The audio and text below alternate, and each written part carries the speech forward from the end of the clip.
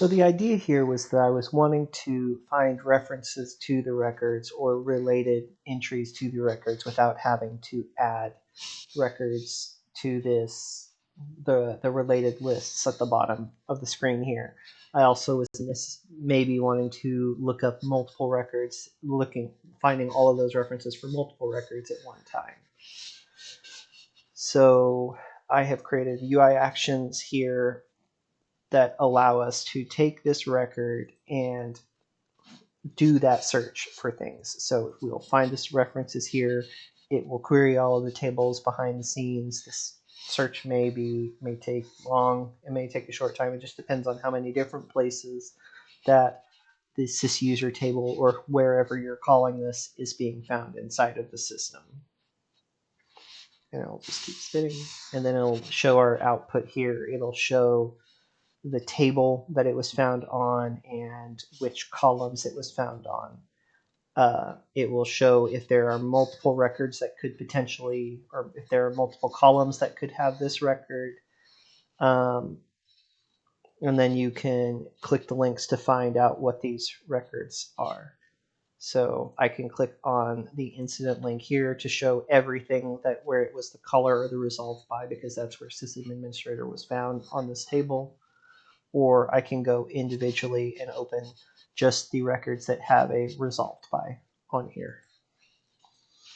If you want to, you can also go to the list view for a record like this, and do the lookup from there.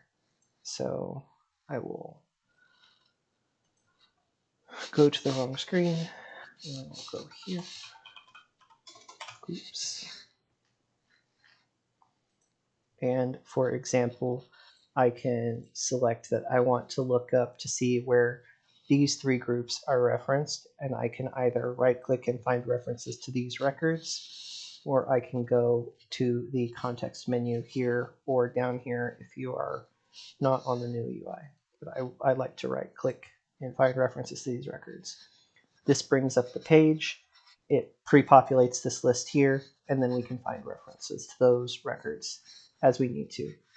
It will be split up by each of the individual records that you're doing the search for, although it does do the search combined behind the scenes and splits it all out.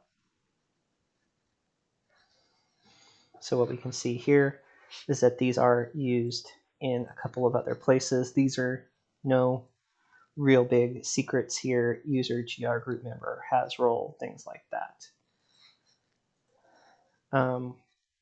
The other feature is that you can include this little checkbox right here, and this will find records that are more indirectly referenced. For example, this will find if the record is used in a ATF step, if it's used in a workflow activity, if it's maybe was specified as a value inside of a request item, things along those lines.